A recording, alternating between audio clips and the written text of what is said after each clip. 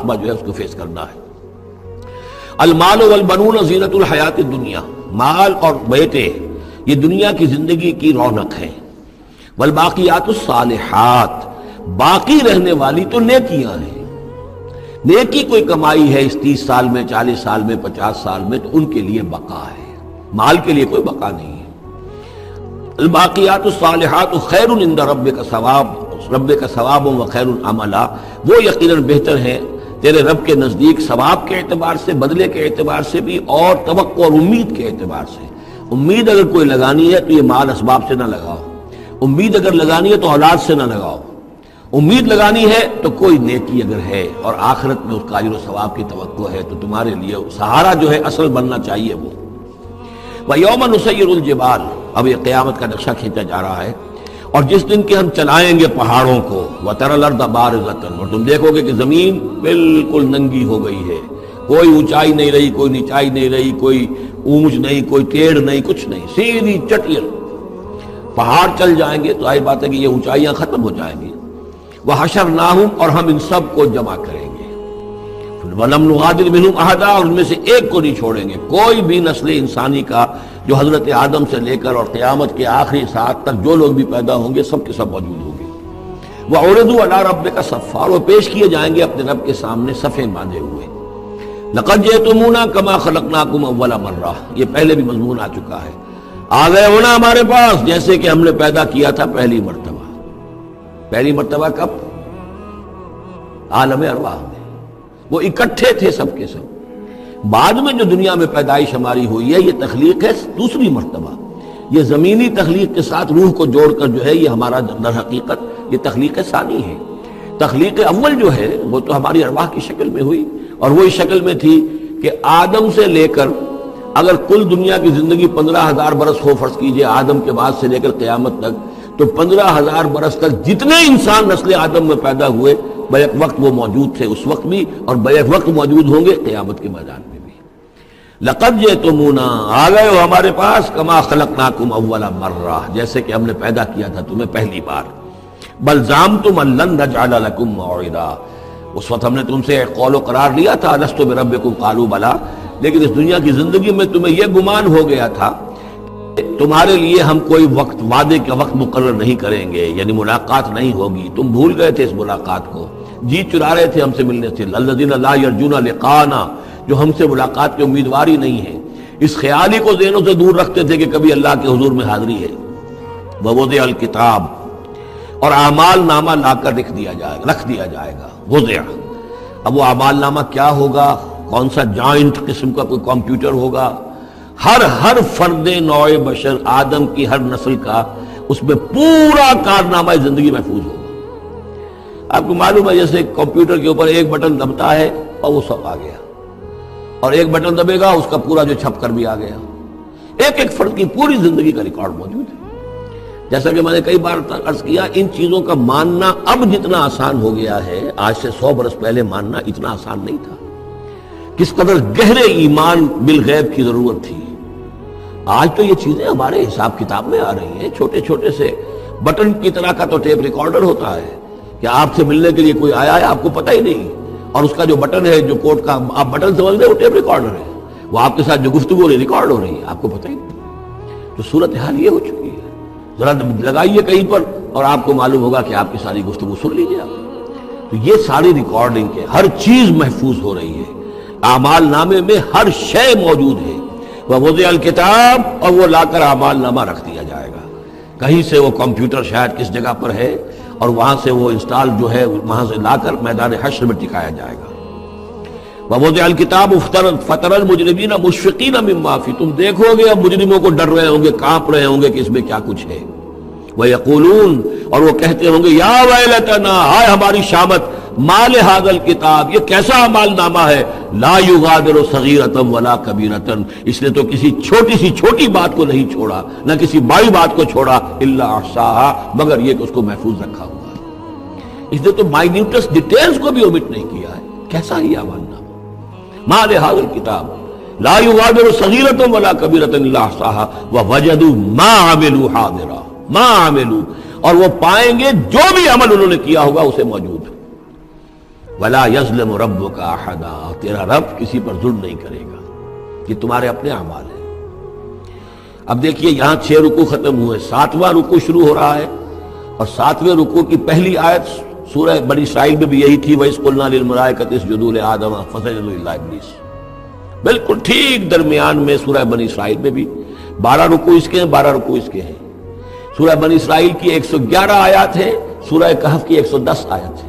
یعنی یوں سمجھیے کہ نہایت حسین، متوازن، ہر اعتبار سے بہت ہی خوبصورت جوڑا ہے. اس کی نسبت زوجیت جو ہے اس سورہ بنی اسرائیل اور سورہ کہف کی بہت نمایاں ہے.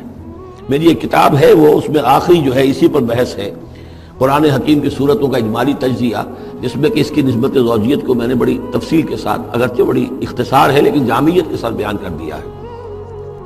وَإِذْ قُلْنَا لِلْمَلَائِكَةِ اسْجُدُوا لِآدَمَ فَسَجَدُوا إِلَّا إِبْلِيسَ. اور جو یاد کرو جب کہ ہم نے کہا تھا فرشتوں سے کہ جھکو آدم کے سامنے، سجدہ کرو آدم کو، تو ان سب نے سجدہ کیا لیکن نہیں کیا ابلیس نے. کانا من الجن. اب یہاں وہ حقیقت کھول دی گئی جو بقیہ 6 جگہوں پر نہیں ہے، وہ جنات میں سے تھا. فَفَسَقَ عَنْ أَمْرِ رَبِّهِ. فا یہاں پر اب علت کو ظاہر کر رہا ہے. فرشتہ کبھی بھی اللہ کے حکم سے سرتابی نہیں کرتا، فرشتہ اللہ کے حکم کی نافرمانی نہیں کرتا. یفعلون ما یؤمرون لا یعصون اللہ ما امرهم.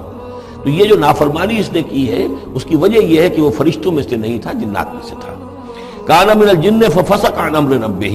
تو اس نے وہ نکل بھاگا اپنے رب کے حکم سے، یا نافرمانی کی اپنے رب کے فرمان کی.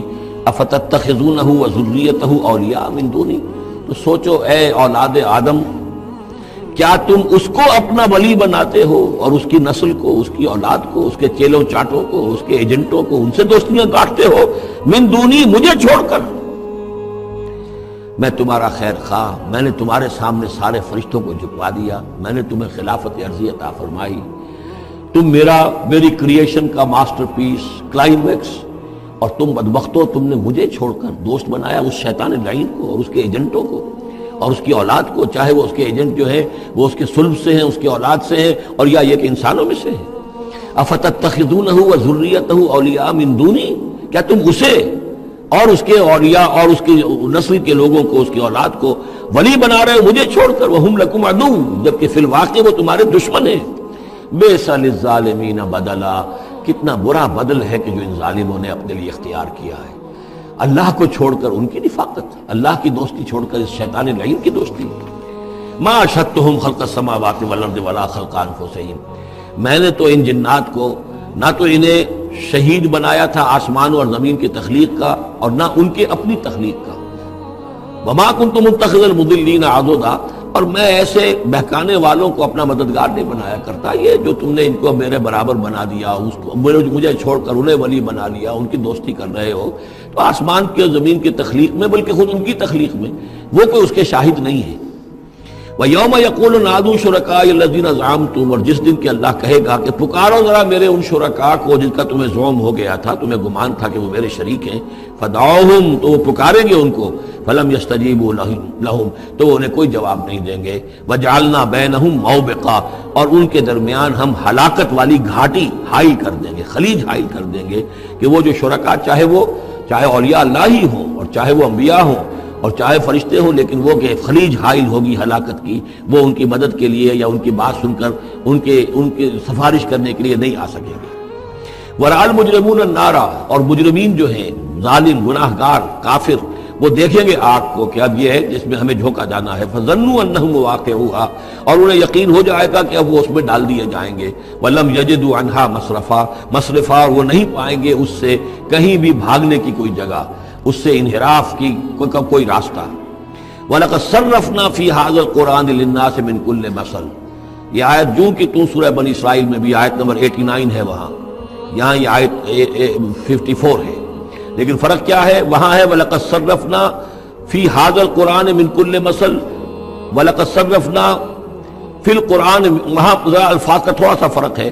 وَكَانَ الْإِنسَانُ أَكْثَرَ شَيْءٍ جَدَلًا. ہم نے اس قرآن میں کل مثالیں جو بیان کر دی ہیں لوگوں کی ہدایت کے لیے، لیکن یہ کہ وہاں ہے فَأَبَى أَكْثَرُ النَّاسِ إِلَّا كَفُورًا. لیکن اکثر لوگ جو ہیں وہ کفران نعمت ہی پر اڑے رہتے ہیں. یہاں فرمایا وَكَانَ الْإِنسَانُ أَكْثَرَ شَيْءٍ جَدَلًا. لیکن انسان جو ہے تمام مخلوقات سے بڑھ کر ہے جھگڑالو. وَمَا مَنَعَ النَّاسَ أَن يُؤْمِنُوا. یہ الفاظ بھی جو کہ تو سورہ بنی اسرائیل میں بھی آئے تھے.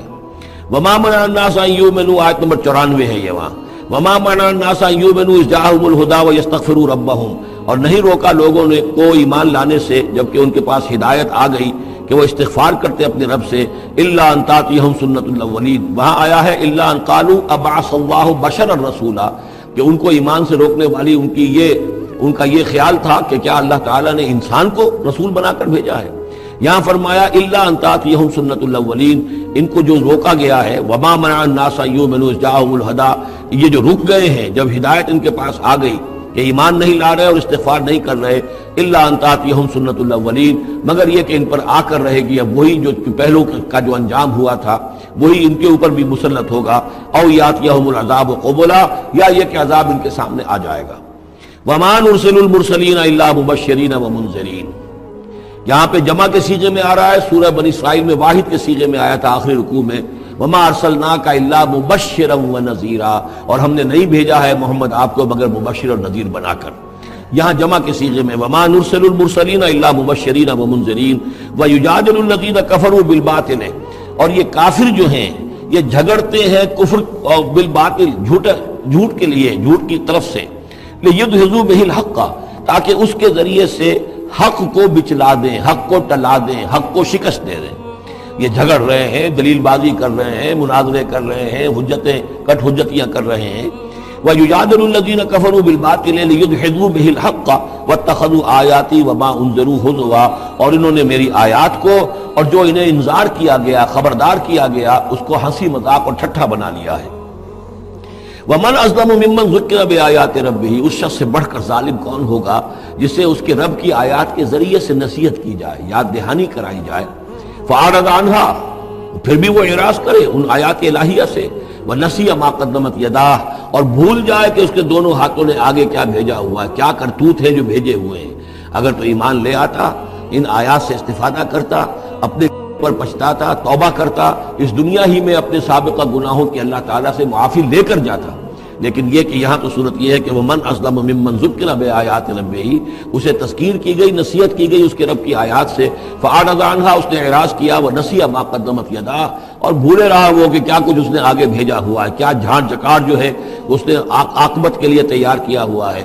انا جعلنا علی قلوبہم اکنۃ ان یفقہوہ، یہ مضمون بھی آ چکا ہے سورہ بنی اسرائیل میں، حجابا مستورا، اور ہم نے ان کے دلوں کے اوپر جو ہے پردے ڈال دیے ہیں۔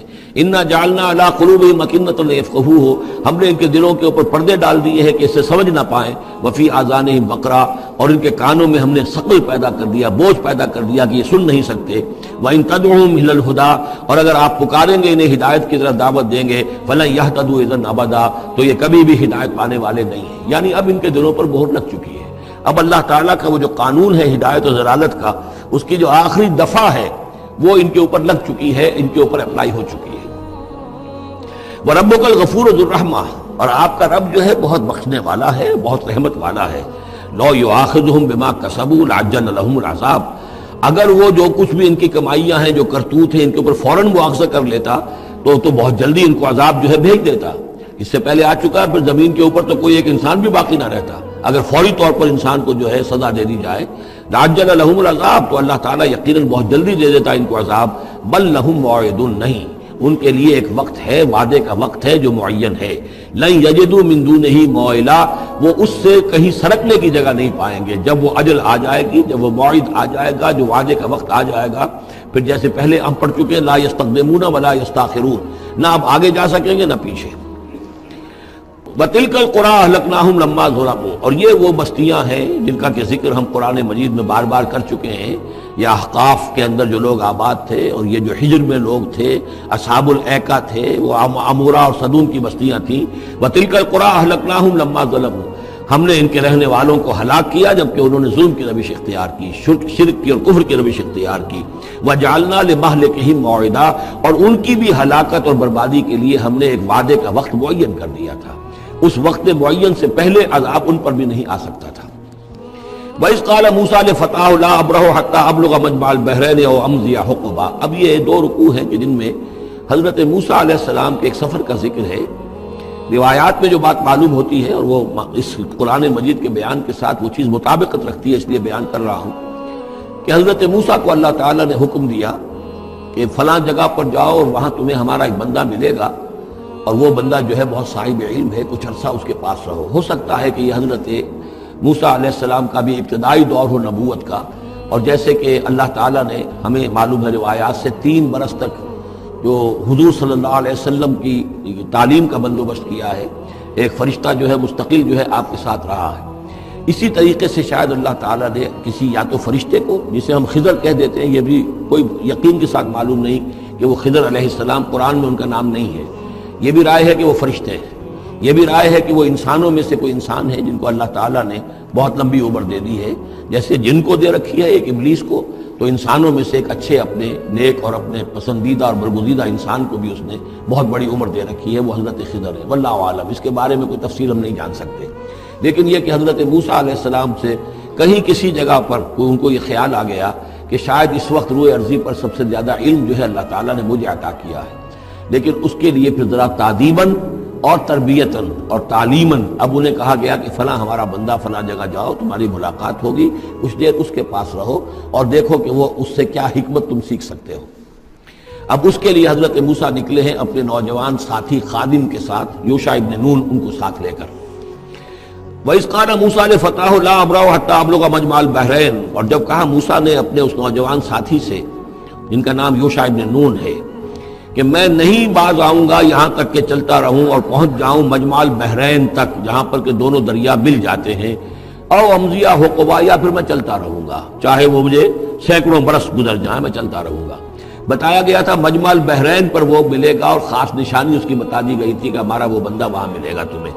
اب مجمع البحرین پر بھی اختلاف ہے، ایک کا تو خیال یہ ہے، وہ جو نقشہ میں نے آپ کو دکھایا تھا، کہ یہ جو ریڈ سی ہے، اس کی جو 2 کھاڑیاں ہو جاتی ہیں، تو ان کا جو مقام اتصال ہے گویا کہ وہاں بھیجا گیا کہ یہاں پر، لیکن صحیح رائے زیادہ جو ہے وہ یہ ہے کہ یہ جو دریائے نیل آتا ہے مصر میں، تو یہ سوڈان سے آتا ہے، تو 2 دریا مل کر یہ دریا بنتے ہیں، النیل الازرق اور النیل الابیض، ایک سفید رنگ کا پانی ہے اور ایک میں نیلے رنگ کا پانی ہے۔ یہ نقشہ ہمیں بھی اٹک پر نظر آتا ہے، دریائے سندھ جو تربیلا سے نکل کر پانی آتا ہے وہ نیلے رنگ کا ہے، اور جو دریائے کابل کا پانی آ رہا ہوتا ہے مغرب سے، تو اس کا وہ پانی گدلا ہے، اور کافی دور تک پھر ہمیں نظر آتا ہے کہ یہ دریائے کابل کا پانی چل رہا ہے گدلے رنگ کا، اور یہ صاف صاف پانی جو ہے دریائے سندھ کا چل رہا ہے۔ تو اسی طرح کا معاملہ وہاں پر ہے، نیل جو ہے نیلا نیل اور سفید نیل، النیل الازرق اور النیل الابیض، وہاں پر پہنچے ہیں کہیں، یہ جو سمجھیے خرطوم کے آس پاس، تو میں اب چلتا جاؤں گا۔ فلما بلغا مجمع بینہما، جب یہ پہنچ گئے اس دونوں دریاؤں کے ملنے کی جگہ پر، نسیا حوتہما، یہ بتا دیا گیا تھا کہ ایک جو مچھلی ہے تل کر اس کو ساتھ لے لینا تاکہ تمہارے وہ غذا کا کام بھی دے گی، اور اسی کو نشانی بنانا تھا اللہ نے بتانے کے لیے کہ کس جگہ پر وہ اس شخص سے ملاقات ہوگی۔ جب وہ پہنچے ان دونوں کے مجمع کے مقام پر، نسیا حوتہما، دونوں بھول گئے اپنی اس مچھلی کو، فاتخذ سبیلہ فی البحر سربا، اور وہ مچھلی جو ہے وہ زندہ ہو کر، حالانکہ بھنی ہوئی تھی تلی ہوئی تھی، وہ زندہ ہو کر اور اس نے وہ سرنگ سی بنا کر اور سمندر میں چلی گئی۔ فلما جاوزا، اب یہ نقشہ جو ہے یہ ان کے جو ساتھی تھے یوشع ابن نون، انہوں نے دیکھا ہے اپنی نگاہ سے کہ یہ معاملہ ہوا ہے، لیکن یہ کہ اس کا تذکرہ کرنا حضرت موسیٰ علیہ السلام سے بھول گئے۔ فلما جاوزا، جب وہ وہاں سے آگے نکل گئے، قال لفتاہ آتنا غدانا، انہوں نے اپنے اس نوجوان ساتھی سے کہا، خادم سے، کہ بھئی ہمارا وہ کھانا لے آؤ، ناشتہ لے آؤ، لقد لقینا من سفرنا ھذا نصبا، اب ہمیں اس سفر سے کوئی تکان طاری ہو گئی ہے، ایگزاسشن ہو رہی ہے۔ اور یہاں یہ نقطہ بیان کیا ہے مفسرین نے کہ چونکہ اس اصل مقام سے آگے نکل آئے تھے اس لیے اب تکان ہوئی ہے، ورنہ جو مقام تک پہنچنا تھا وہاں تک انہیں تکان کا کوئی احساس نہیں ہوا۔ قال ارأيت إذ أوينا إلى الصخرة، اس نوجوان نے یہ کہا خادم نے کہ آپ دیکھیے جب ہم اس چٹان کے پاس تھوڑی دیر کے لیے رکے تھے سستانے کے لیے، فإني نسيت الحوت، تو میں اس مچھلی پر نگاہ رکھنا بھول گیا، اس کی حفاظت کرنا بھول گیا، وما انسانیہ إلا الشیطان ان اذکرہ، اور شیطان نے مجھے بلائے رکھا کہ میں آپ سے ذکر بھی نہیں کر سکا، واتخذ سبیلہ فی البحر، وہ تو زندہ ہو کر اور اس نے اپنا راستہ بنایا اور سمندر میں اتر گئی یا دریا میں اتر گئی۔ عجبا، بہت عجیب یہ واقعہ تھا جو پیش آیا تھا۔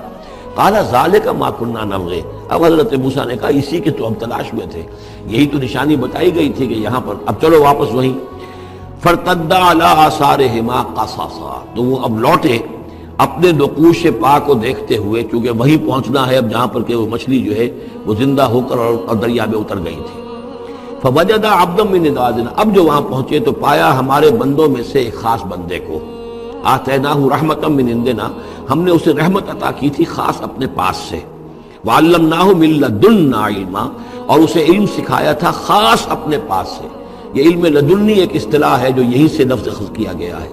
ایک علم وہ ہے جو ہم سیکھتے ہیں، جو بھی پڑھتے ہیں سیکھتے ہیں، تفسیر پڑھی ہے، عربی پڑھی ہے، نحو پڑھی ہے، فقہ پڑھی ہے، یہ علم حاصل ہو رہا ہے، یا جیوگرافی پڑھی ہے، تاریخ پڑھی ہے۔ ایک وہ علم ہے جو اللہ کسی کے دل میں ڈال دیتا ہے بغیر کسی مادی طور پر دنیاوی اعتبار سے کسی تحصیل علم کی مشقت سے گزرے ہوئے، اس کو علم لدنی کہتے ہیں۔ لدن کہتے ہیں نزدیک، لدن اللہ، لدنی ہم نے اپنے پاس سے، اپنے خاص خزانہ فضل سے، خاص خزانہ فیض سے اسے علم عطا کیا تھا۔ ہم نے اسے رحمت بھی دی تھی، آتیناہ رحمۃ من عندنا وعلمناہ من لدنا علما۔ قال له موسیٰ، ان سے کہا موسیٰ نے، هل اتبعک، اگر آپ اجازت دیں تو میں کچھ عرصہ آپ کے ساتھ رہوں، علی ان تعلمنی مما علمت رشدا، لیکن اس لیے اس شرط کے ساتھ کہ آپ مجھے بھی سکھائیں کچھ جو آپ کو علم دیا گیا ہے، اور جو بڑی سعادت مجھے اللہ نے بتایا ہے کہ آپ کو اللہ نے بڑا عقل، بڑی سمجھ بوجھ اور بڑی حکمت عطا کی ہے۔ قال انک لن تستطیع معی صبرا، انہوں نے کہا کہ دیکھو تم میرے ساتھ رہ کر صبر نہیں کر سکو گے۔ وَكَيْفَ تَصْبِرُ عَلَىٰ مَا لَمْ تُحِطْ بِهِ خُبْرًا، اور کیسے صبر کرو گے اس چیز پر کہ جس کا کہ علم تمہارے پاس نہیں ہے، جس کا تم نے احاطہ نہیں کیا ہے، تمہیں تو وہ بات بڑی غلط لگے گی، عجیب سی لگے گی۔ قَالَ سَتَجِدُنِي إِن شَاءَ اللَّهُ صَابِرًا، حضرت موسیٰ نے کہا کہ نہیں، انشاءاللہ آپ مجھے صابر پائیں گے، میں صبر کروں گا، وَلَا عَصِي لَكَ أَمْرًا، اور میں آپ کی کسی حکم کی خلاف ورزی نہیں کروں گا۔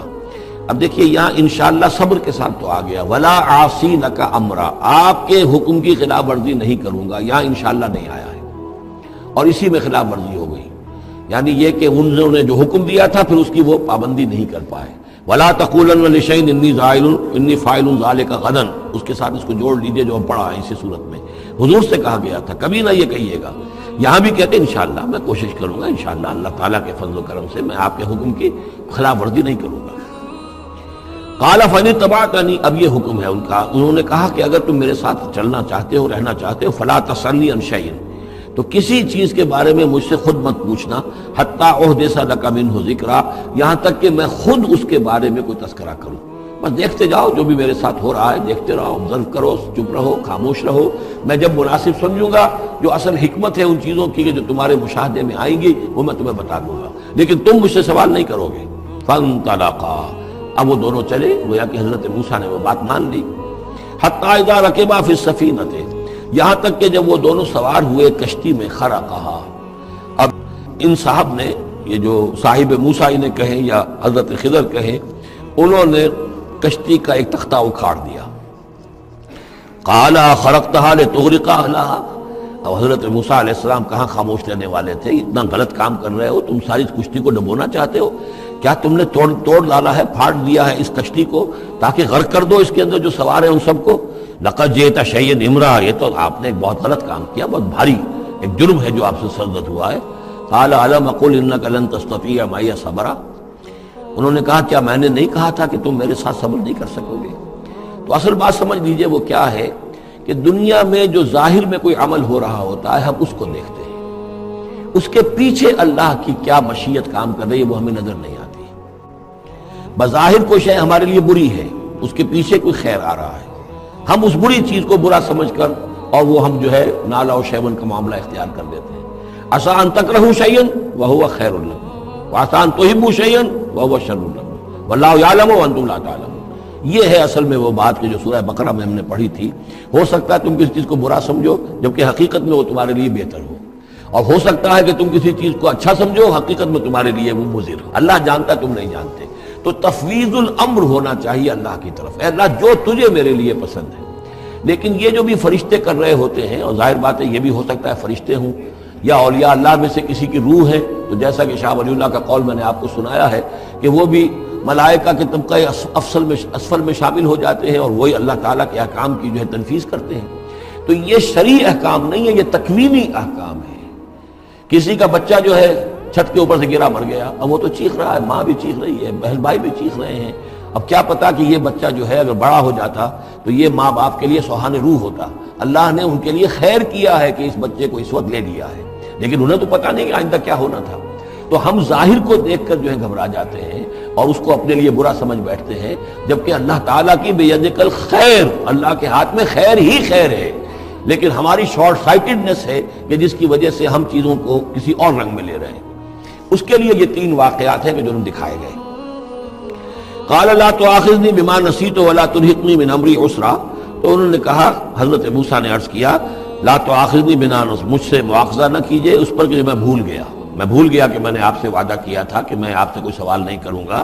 ولا ترهقنی من امری عسرا، اور نہ دباؤ ڈالیے مجھ پر میرے معاملے میں کچھ زیادہ سختی نہ کیجئے. ایسا نہ ہو کہ ایک ہی دفعہ کی میری غلطی کے اوپر کہہ دیں جاؤ اب یہاں سے، بلکہ ذرا یہ نرمی کیجئے. فانطلقا، پھر چلے دونوں، حتی اذا لقیا غلاما قتلہ. جب ایک نوجوان سے ملاقات ہوئی اس نے قتل کر دیا اس کو، حضرت خضر نے. قال قتلت نفسا زکیۃ بغیر نفس. حضرت موسیٰ علیہ السلام پھر بولے یہ کیا کیا آپ نے؟ ایک بے گناہ جان کو آپ نے قتل کر دیا اس کے بغیر کہ اس نے کسی کا خون بہایا ہو. لقد جئت شیئا نکرا، یہ تو آپ نے بہت ہی نامعقول حرکت کی ہے. قال علم انک لن تستطيع معي صبرا. اب انہوں نے ذرا ڈانٹ کے انداز میں کہا علم اقل لک، کیا میں نے نہیں کہا تھا تم سے کہ تم میرے ساتھ صبر نہیں کر سکو گے؟ قال ان سالتک عن شیء بعدها فلا تصاحبنی. حضرت موسیٰ نے عرض کیا کہ اچھا ٹھیک ہے، اب اگر تیسری مرتبہ مجھ سے غلطی ہو جائے، دوسری مرتبہ اور مجھے معافی دے دیں، اگر اب میں اس کے بعد کوئی آپ سے سوال کروں تو پھر ٹھیک ہے، آپ مجھے اپنے ساتھ نہ رکھیے گا. فلا تصاحبنی، پھر یہ کہ میں اپنا راستہ لے لوں گا. قد بلغت من لدنی عذرا، میری جانب سے آپ نے جو ہے حجت قائم کر دی ہے اور آپ عذر جو ہے اب آپ کر سکتے ہیں کہ آپ مجھے اپنے ساتھ نہ رکھیں، یعنی خطا میری ہے. فانطلقا، پھر چلے. حتی اذا اتیا اہل قریۃ استطعما اہلہا، اور جب یہاں تک کہ وہ پہنچے ایک بستی والوں کے پاس، وہاں انہوں نے ان سے چاہا کہ وہ انہیں کھانا کھلائیں. مسافر جیسے ہوتے ہیں کہ بھائی ہم لوگ آئے ہیں، مسافر ہیں، آپ کی بستی میں آئے ہیں تو ہمیں کھانا کھلائیے. فابوا ان یضیفوہما، تو وہاں کی بستی والوں نے، وہ ایسے کچھ کٹھور اور شقی لوگ تھے، انکار کر دیا ان کی ضیافت سے، انہیں کچھ کھانے کو نہیں دیا. فوجد فیہا جدارا، وہاں انہوں نے دیکھا ایک دیوار، یرید ان ینقضہ، کہ بالکل گرنے کو ہے، ٹوٹنے کو ہے، گرنے کو ہے. فاقامہ، تو وہ حضرت خضر نے اس کو سیدھا کر دیا، بنا دیا اور سیدھا کر دیا، مضبوط کر دیا. قال لو شئت لاتخذت علیہ اجرا. تو حضرت موسیٰ نے پھر کہا کہ اگر آپ چاہتے یہ اتنے ناہنجار لوگ، انہوں نے مسافروں کو کھانا تک نہیں دیا اور آپ نے بغیر مزدوری لیے ہوئے ان کا کام کر دیا، ان کی دیوار سیدھی کر دی. لو شئت لاتخذت علیہ اجرا، آپ اس پر اجرت طلب کرتے ان سے، اور یہ جو اجرت سے جو ہے بہرحال ہم جو ہے کچھ نہ کچھ کھاتے پیتے. قال ھذا فراق بینی و بینک، کہ بس یہ اب میرے اور آپ کے درمیان اب علیحدگی کا وقت ہے. سأنبئک بتأویل ما لم تستطع علیہ صبرا، اب میں تمہیں بتائے دیتا ہوں اصل راز اور حقیقت ان چیزوں کا جس پر کہ آپ صبر نہ کر سکے. اما السفینہ، جہاں تک اس کشتی کا معاملہ ہے، فکانت لمساکین یعملون فی البحر، تو یہ ان مزدوروں کی ملکیت تھی کہ جو دریا میں محنت کرتے ہیں. جیسے کشتی ہے، ادھر سے ادھر اتار دیا، 2 پیسے لے لیے، 1 پیسہ لے لیا، یہ مزدوری کر رہے ہیں، ان کے لیے گویا کہ کمائی کا اور ان کی معاش کا یہی ذریعہ ہے. فاردت ان اعیبھا، میں نے یہ چاہا کہ اس کو عیبدار کر دوں. وکان وراءہم ملک یاخذ کل سفینۃ غصبا، جبکہ آگے جو ہے ایک بادشاہ تھا، حاکم تھا، جو ہر کشتی کو کہ جو ثابت و سالم ہے اسے وہ غصب کر رہا ہے، اس کو جو ہے کنفسکیٹ کر رہا ہے. جیسے آج کل بھی ہوتا ہے ہمارے ہاں، وہ ویگنز جو ہیں وہ پولیس والے روک لیتے ہیں، تو اسی طریقے سے وہ جو ہے قبضہ کر رہا ہے ان پر. یاخذ کل سفینۃ غصبا، اب وہ دیکھے گا کہ یہ تو ٹوٹی بھی کشتی چھوڑ دے گا، تو کشتی میں ایک تختہ لگا لینا تو آسان کام ہے. پوری تختی جا رہی تھی تو میں نے ایک تختہ جو ان کا جو ہے توڑ دیا ہے تاکہ اسے ناقص سمجھ کر وہ بادشاہ جو ہے اسے ریجیکٹ کر دے اور اس کشتی کو نہ لے، تو ان مزدوروں کی پوری کشتی بچ جائے. ایک تختہ توڑنے سے تختی بچتی ہے اور یہ سالم رہتی تختی تو پوری کشتی جا رہی تھی. تو میں نے ان کی خیر کے لیے کیا ہے، جس کو تم نے یہ سمجھا کہ شاید میں لوگوں کو ہلاک کرنے کے لیے میں نے یہ قدم اٹھایا ہے. محمد غلام، اور جہاں تک اس لڑکے کا معاملہ ہے، نوجوان کا، فکان ابواہ مومنین، اس کے والدین بڑے نیک اور صالح ہیں، والدین دونوں کے دونوں. فخشینا یرہقہما طغیانا و کفرا، اب ظاہر بات ہے کہ حضرت خضر کو معلوم ہوگا کہ اس کے جینز اچھے نہیں ہیں، بڑے شرارتی قسم کے جین اس کے اندر ہیں، اور یہ جب جوان ہوگا تو تو یہ آوارہ ہو کر اٹھے گا اور بہت سخت ہوگا اور اپنے والدین کے لیے سوہان روح بن جائے گا. یرہقہما طغیانا و کفرا، ناشکری اور زبردستی کر کے ان کو عاجز کرے گا، ستائے گا. فَأَرَدْنَا يُبْدِلَهُمَا رَبُّهُمَا خَيْرًا مِّنْهُ زَكَاةً وَأَقْرَبَ رُحْمًا، تو ہم نے یہ چاہا کہ ان کا رب ان کے لیے بدل دے، اس سے بہتر اولاد اسے دے، بیٹا دے دے کہ جو اس کے لیے پاکیزگی میں بھی اور شفقت اور رحمت میں بھی اس سے بہتر ہو، جو ان کے لیے بڑھاپے میں سہارا بن سکے. تو ہم نے صرف یہ کیا ہے کہ یہ بچہ جو ہے وہ یہ ساری چیزیں جو اللہ کے حکم سے میں کر رہا ہوں. یہ گویا کہ تکوینی امور ہیں جو ہو رہے ہیں، یہ تشریعی امور نہیں ہے. تم شریعت کے حوالے سے دیکھ رہے ہو اور میں یہ تکوینی معاملات کر رہا ہوں اللہ کے حکم کے مطابق. اور یہ در حقیقت رحمت ہے جس کو کہ لوگوں نے یہ سمجھا ہوگا جن کا بچہ جو والدین کا فوت ہو گیا تو ان کے اوپر تو پہاڑ ٹوٹ پڑا ہوگا غم کا، لیکن اصل میں اللہ تعالیٰ نے یہ ان کے خیر کے لیے کیا. وَأَمَّا الْجِدَارُ، اور جہاں تک اس دیوار کا معاملہ ہے، فَكَانَ لِغُلَامَيْنِ يَتِيمَيْنِ فِي الْمَدِينَةِ، تو یہ دو غلام لڑکوں کی دیوار ہے جو شہر میں رہتے ہیں. وَكَانَ تَحْتَهُ كَنْزٌ لَهُمَا، اور اس دیوار کی جڑ میں ان کے لیے ایک دفینہ ہے. وَكَانَ أَبُوهُمَا صَالِحًا، اور ان کا باپ جو ہے وہ بہت نیک آدمی تھا. باپ نیک تھا، عین وہ جو سمجھئے کہ کسی جوانی میں یا کوئی وقت جو ہے وہ اس کی موت کا وقت آ گیا، بچے چھوٹے چھوٹے تھے، اس نے کچھ اپنی پونجی جو ہے گھر کے اندر ایک دیوار کی جڑ کے اندر بنیاد کے اندر دفن کر دی. یہ بڑے ہو جائیں بچے نکال لیں. اب چونکہ وہ نیک تھا لہذا اللہ تعالیٰ کی طرف سے اس کا اہتمام ہو رہا ہے. دیوار اگر اس وقت گر گئی ہوتی تو یہ خزانہ ظاہر ہو جاتا، اور ابھی وہ بچے جو ہیں وہ چھوٹے ہیں، تو لہذا یہ لوگ جو ہیں بستی والے کتنے ناہنجار ہیں جنہوں نے ہمیں کھانے کو نہیں دیا ہے، وہ کیا یتیموں کے اس مال کا لحاظ کریں گے؟ وہ سارا کا سارا اس مال کو قبضہ کر لیں گے. تو میں نے وہ دیوار بنا دی ہے. کان ابوہما صالحا، ان کا باپ بہت نیک آدمی تھا. فاراد ربک یبلغا اشدہما، تو آپ کے رب کا یہ فیصلہ ہوا کہ یہ دونوں بچے جو ہیں اپنی پوری جوانی کو، پختگی کو، بلوغت کو پہنچ جائیں. ویستخرجا کنزہما، اور پھر وہ اپنا خزانہ نکال لیں.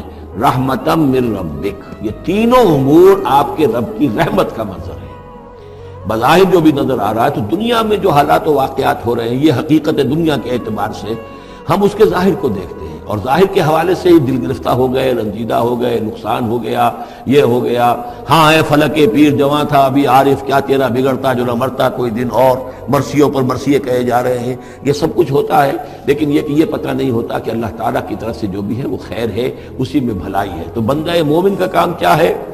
تفویض الامر الی اللہ، اپنے معاملات کو اللہ کے حوالے کر دے، راضی برضائے رب جو اللہ کی طرف سے آیا کہ ہر ساقی ماریخت عین الطاف است. رحمتا من ربک، یہ سب کچھ رحمت تھا، رحمت ہے آپ کے رب کی طرف سے. وما فعلتہ عن امری، یہ میں نے اپنے جی سے نہیں کیا ہے، میرا فیصلہ نہیں ہے. یعنی یہ جو بھی تھے، چاہے فرشتے تھے اور چاہے کوئی نیک انسان ہے جنہیں اللہ نے بہت لمبی زندگی دے دی ہے، چاہے یہ کوئی روح ہے کہ جو انسانی شکل میں پھر آ گئی ہے، کہ جو اللہ تعالیٰ نے کسی ولی اللہ کی روح کو جو ہے وہ طویل زندگی دے رکھی ہے، کوئی بھی ہے، اس سے کوئی فرق واقع نہیں ہوتا. لیکن یہ کہ وہ در حقیقت کارکنان قضاء و قدر کی فوج میں ریکروٹ ہو گئے. وہ جو فیصلے کر رہے ہیں، جس کی تنفیذ کر رہے ہیں، اس کا شریعت سے تعلق نہیں ہے، وہ تکوینی امور ہیں اللہ تعالیٰ کے. ذالک تعویل ما لم تستطع علیہ صبرا، یہ ہے تعویل، یہ ہے اصل حقیقت، یہ ہے اصل راز ان چیزوں کا جس پر کہ اے موسیٰ تم صبر نہ کر پائے. وَيَسْأَلُونَكَ عَنْ ذِي الْقَرْنَيْنِ قُلْ سَأَتْلُو عَلَيْكُم مِّنْهُ ذِكْرًا. صدق اللہ العظیم. ذوالقرنین کے بارے میں آپ کو بتا چکا ہوں کہ ان کا نام تاریخ میں جو مشہور ہے وہ کہ خسرو یا سائرس، اور انہی سے اصل میں ایران کی عظمت کے دور کا آغاز ہوا تھا. چنانچہ تقریباً میں سمجھتا ہوں کہ شاید 25-30 سال پہلے کی بات ہے، جب شہنشاہ ایران اس وقت جب کہ ان کی بادشاہت جو ہے وہ بڑے عروج پر تھی، انہوں نے 2500 سالہ برسی منائی تھی انہی کے خسرو کی، سائرس کی. ان کی قبر جو ہے مقبرہ وہ دریافت ہو گیا تھا، اور وہاں پر ان کا ایک مجسمہ بھی دریافت ہوا تھا کھدائی پر. اس مجسمے میں وہ 2 لگے ہوئے تھے، سینگ بھی. اس موضوع پر سب سے پہلے مولانا ابوالکلام آزاد مرحوم نے جو اپنی ترجمان القرآن کے نام سے انہوں نے مختصر ترجمہ اور تفسیر لکھی ہے، اس میں بڑے تفصیلی نوٹس لکھے ہیں. سب سے پہلے اہل علم کے حلقے میں ان کے بارے میں جو معلومات ہیں وہ ان کے ذریعے سے آئی ہیں. اب یہ تقریباً یونیورسلی ایکسیپٹڈ ہے. پھر سوال پیدا ہوتا ہے کہ ان سے کیا دلچسپی یہود کو تھی، تو وہ بھی سمجھ لیجئے کہ نبوکدنضر نے 587 قبل مسیح میں حملہ کیا تھا فلسطین پر، اور نبوکدنضر عراق کا بادشاہ تھا۔ اس مڈل ایسٹ کو ذہن میں رکھیے کہ میڈیٹرینین کے بالکل ساتھ ہے ملک شام، اور شام ہی کا ایک علاقہ فلسطین ہے۔ اس وقت جو ہے یہ فلسطین اور اسرائیل اور شرق اردن اور ویسٹ بینک اور لبنان، یہ سب مل کر جو ملک بنتے ہیں، در حقیقت یہ شام عرب ہے، یہ شام ہے۔ پھر اس کے مشرق میں یہ عراق عرب یا عراق ہے، اور اس کے مشرق میں پھر ایران ہے۔ تو عراق کا بادشاہ تھا جس نے حملہ کیا تھا یروشلم پر، تباہ و برباد کیا، اور ان کو قیدی بنا کر لے گیا۔ کیپٹیوٹی کا دور ان کا تقریباً 150 برس کا ہے۔ لیکن اس عرصے میں ایران میں یہ شخصیت ابھری، کہ خسرو کی یا سائرس کی۔ اس نے پھر فتوحات کا دائرہ شروع کیا، تو سب سے پہلے عراق کو فتح کیا، بیبیلونیا کو، اور یہاں پر جو یہ اسیر تھے یہودی، ان کو اجازت دے دی کہ تم واپس جاؤ، اپنا یروشلم آزاد کرو، اپنے جا کر آباد کر لو دوبارہ۔ تو گویا کہ یہ محسن ہیں ان کے، ذوالقرنین جو ہے ان کے محسن ہیں، جن کی وجہ سے، کہ جن کے ذریعے سے اللہ تعالیٰ نے انہیں بیبیلونیا یعنی عراق کی کیپٹیوٹی، جو ان کی اسارت کا دور تھا، اس کو ختم کیا، آزادی ملی، اور پھر یہ واپس آئے۔ حضرت عزیر علیہ السلام کے ساتھ قافلہ آیا ہے، اور وہ تقریباً پھر انہوں نے آ کر یہاں اثر نو اس شہر کو بھی آباد کیا، اور ہیکل جو ہے حضرت سلیمان علیہ السلام کا بنایا ہوا جو عبادت خانہ تھا، اس کو دوبارہ تعمیر کیا۔ اس اعتبار سے ذوالقرنین جو ہے وہ ان کی تاریخ میں معروف شخصیت ہے۔ تاریخ سے معلوم ہوتا ہے کہ انہوں نے پھر ایران کی پہلی حکومت کو کنسولیڈیٹ کر کے پارس اور مادہ کو ملا کر ایک سلطنت ایران بنائی۔ پھر ان کی فتوحات کے 3 دائرے ہیں۔ مغرب کی طرف میڈیٹرینین تک پورا علاقہ فتح کر لیا، مشرق میں پھر یہ ہمارا جو مکران تک کا علاقہ ہے، یہ سارا کا سارا علاقہ ایران کے ساتھ ہی ملتا ہوا ہے، بلوچستان، مکران، یہ پورا علاقہ انہیں فتح کیا۔ ایک مہم ان کی شمال کی طرف گئی، بحیرہ کیسپین جو ہے، اور ادھر سے جو وہ بلیک سی ہے، بحیرہ اسود، ان دونوں کے درمیان جو پہاڑی سلسلے ہیں، یہ شمال کی طرف جو ہے تیسری مہم گئی۔ جیسے کہ حضرت عمر رضی اللہ تعالیٰ عنہ کے عہد میں بھی 3 لشکر نکلے تھے مسلمانوں کے جزیرہ نما عرب سے۔ ایک لشکر شام سے ہوتا ہوا پھر مصر کی طرف گیا ہے، ایک لشکر عراق سے ہوتا ہوا ایران کی طرف گیا ہے، اور ایک لشکر سیدھا شمال کی طرف گیا ہے، اور کوہ کاف تک جو ہے، جس کو کوکیشیا کہتے ہیں، وہاں تک کی فتوحات حاصل کی مسلمانوں نے۔ تو تقریباً یہی سمجھیے کہ ایک بلو پرنٹ تھا، جو کہ یعنی ہمارے اس دور خلافت راشدہ سے یہ سمجھیے کہ لگ بھگ کوئی 2000 سال قبل جو ہے یہ واقعہ پیش آیا ہے، یا بلکہ اس سے کم، کوئی 1500 سال قبل یہ واقعہ پیش آیا ہے۔ اور یہ ذوالقرنین جو ہے یہ یہاں پر ایک بڑی عظیم سلطنت کے بانی بنے ہیں، لیکن نیک آدمی تھے۔ اور معلوم یہ ہوتا ہے کہ یہ اصل میں جو کہانیاں ہیں، یہ ان کی داستانیں ہیں، کہ ان کو قتل کیا جانا تھا۔ یہ کہیں شہزادے تھے کسی چھوٹی سی مملکت کے، اور وہاں سے ان کو کسی نے بچایا کسی طریقے سے، اور پھر یہ صحرا میں رہے روپوش، اور وہاں کسی نبی کی تعلیم سے ان کو آشنائی ہوئی ہے۔ ہو سکتا ہے کوئی اسرائیلی نبی ہی کی تعلیم ہو، یہ بھی ہو سکتا ہے کہ زرتشت جو ہیں وہ بھی کوئی اللہ کے نبی ہو اور ان کی تعلیم ان تک پہنچی ہو، لیکن خود ان کا کردار جو قرآن پیش کر رہا ہے وہ بہت ایک نیک، مومن، صالح، ایک بندہ مومن، اس کا کردار ہے۔ یہ کردار جو ہے کسی بھی درجے میں 1% بھی جو ہے وہ کسی اور دوسرے فاتح پر یا کسی اور حکمران کے اوپر، جنہیں بھی ہم جانتے ہیں تاریخی اعتبار سے، ان پر منطبق نہیں ہوتا۔ یہ انہی کی شخصیت ہے۔ وَيَسْأَلُونَكَ عَنِ ذِي الْقَرْنَيْنِ، اور اے نبی آپ سے پوچھ رہے ہیں ذوالقرنین کے بارے میں، قُلْ سَأَتْلُو عَلَيْكُم مِّنْهُ ذِكْرًا، ان سے کہیے میں ان قریب تمہیں اس کے بارے میں کچھ حالات بتاتا ہوں۔ اِنَّا مَكَّنَّا لَهُ فِي الْأَرْضِ، ہم نے اسے زمین میں بڑا تمکن عطا کیا تھا، غلبہ عطا کیا تھا۔ وَآتَيْنَاهُ مِن كُلِّ شَيْءٍ سَبَبًا، اور ہم نے اسے ہر طرح کا ساز و سامان، وسائل و ذرائع، تمام اسباب جو ہیں فراہم کر دیے تھے۔ فَأَتْبَعَ سَبَبًا، تو انہوں نے پھر ایک مہم تیار کی، یعنی ایک فتوحات کا دائرہ مغرب کی طرف، حتی اذا بلغ مغرب الشمس، یہاں تک کہ جب وہ سورج کے غروب ہونے کی جگہ تک پہنچ گئے۔ اب یہ پرانے زمانے میں ظاہر بات ہے کہ پورا اس سے زیادہ نقشہ تو لوگوں کو معلوم بھی نہیں تھا۔ جب میڈیٹرینین کے ساحل پر پہنچ گئے تو معلوم ہوا آگے تو سمندر ہے، اور سمندر میں پھر آدمی کو محسوس ہوتا ہے سورج ڈوبتا ہوا۔ اگر آپ ساحل سمندر پر کھڑے ہو کر دیکھیں تو معلوم ہوتا ہے سمندر میں سورج ڈوب رہا ہے۔ تو یہ گویا کہ مغرب الشمس بن گیا ان کے لیے، اور یہ سورج کے ڈوبنے کی جگہ۔ حتیٰ اذا بلغ مغرب الشمس، جب وہ پہنچ گئے سورج کے غروب ہونے کی جگہ، وجدہا تغرب فی عین حمیۃ، تو انہوں نے دیکھا اسے ڈوبتے ہوئے، وہ ڈوب رہا ہے ایک بڑے گدلے سے سمندر کے اندر، وہ جو وہاں کا سمندر ہے بڑا گدلا سا ہے، یہ ایجین سی وغیرہ جو کہلاتے ہیں یہ بہت گدلے سے پانی کے ہیں۔ وَوَجَدَ عِندَهَا قَوْمًا، اور وہاں انہوں نے ایک قوم کو پایا مراد یہ کہ اس قوم پر انہیں فتح ہوئی، جنگ ہوئی، انہوں نے ان کو شکست دی، اور وہ قوم گویا کہ اب ان کے رحم و کرم پر ان کی گویا کہ وہ محکوم ہو گئی۔ قلنا یا ذوالقرنین، ہم نے کہا ذوالقرنین سے، اب یا تو یہ کہ یہ شاید نبی ہوں واللہ عالم، تو اللہ تعالیٰ کا اس طریقے سے براہ راست ان کو وحی کرنا، لیکن غیر نبی کو بھی اللہ تعالیٰ الہام کے ذریعے سے، جیسا کہ ہم نے دیکھا کہ وہ تو شہد کی مکھی کو بھی لفظ وحی آیا ہے، تو یہاں آیا ہم نے کہا اے قرنین، اور یہ بھی ہو سکتا ہے یہ صورتحال کی تعبیر ہو کہ گویا کہ وہ حالات زبان حال سے یہ کہہ رہے تھے۔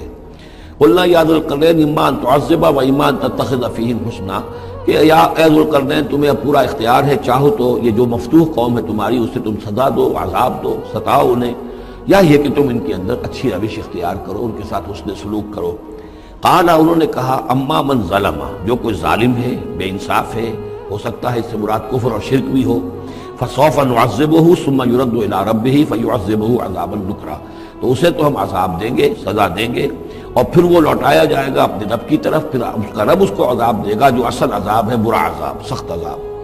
وَأَمَّا مَنْ آمَنَ وَعَمِلَ صَالِحًا، اور جو لوگ ایمان لائیں گے اور یقین کریں گے حقائق پر، اللہ کو مانیں گے، وَعَمِلَ صَالِحًا، اور نیک عمل کریں گے، فَلَهُ جَزَاءً الْحُسْنَى، تو اس کو ہم اچھا بدلہ بھی دیں گے، وَسَنَقُولُ لَهُ مِنْ أَمْرِنَا يُسْرًا، اور اس سے ہم اپنے معاملے میں بھی نرم بات کریں گے، یعنی یہ کہ ان سے ٹیکس اگر لینے ہیں تو نرمی کے ساتھ لیں گے، جو مفتوحہ ممالک کے ساتھ معاملہ ہوتا ہے تو ہم ان کے ساتھ نرمی کا سلوک کریں گے جو ایمان لے آئیں گے۔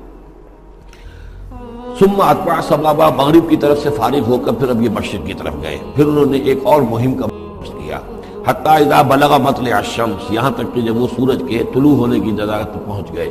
اب یہ جہاں تک تاریخی طور پر ثابت ہے وہ صرف مکران کے علاقے تک اتنی دور تک آئے ہیں، واللہ عالم، ہو سکتا ہے کہ مکران کے ساحل پر کھڑے ہو کر بھی انہیں محسوس ہوا ہو کہ مطلب یہ سورج جو ہے غروب ہو رہا ہے یا طلوع ہو رہا ہے وہاں سے، مطلع الشمس، تو وہاں جب پہنچے وجدها تطلع على قوم لم نجعل لهم من دونها سترا، تو انہوں نے پایا اس کو کہ وہ طلوع ہوتا ہے ایک ایسی قوم پر کہ جس کے لیے ہم نے آفتاب سے کوئی اوٹ نہیں رکھی ہے، یعنی یہاں کے جو قبائل تھے، گیڈروسیا وغیرہ یہ کہلاتا تھا اس زمانے کے اندر، یہ وحشی قبائل تھے، ان کو ابھی چھت بنانے کا فن نہیں آیا تھا، یعنی گھر جو ہوتے تھے وہ صرف دیواریں کھڑی ہوتی تھی، کہ جو خالی پلاٹ ہے زمین کا اس میں یہ دیوار کھڑی ہے، یہ میرا گھر ہے، یہ تمہارا گھر ہے، لیکن گھر میں چھت وغیرہ کا بھی کوئی تصور ان کے ہاں نہیں تھا۔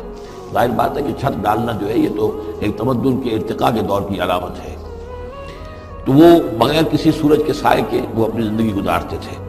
کذالک، ایسا ہی ہوا وہاں بھی، یعنی جو پہلے ہوا تھا کہ یہاں بھی معاملہ وہی ہوا کہ اللہ تعالیٰ نے اختیار مطلق انہیں دیا، فتح دی، لیکن انہوں نے یہاں بھی یہی کہا کہ جو نیک لوگ ہوں گے ان کے ساتھ ہم نرمی کریں گے اور جو شریر ہوں گے ان کو سخت سزا دیں گے۔ وقد احطنا بما لدیہ خبرا، اور ہمیں پوری طرح معلوم ہے کہ جو وہاں اس کی خبر ہوئی اور جو بھی حالات وہاں گزرے، جو ماجرا وہاں ہوا۔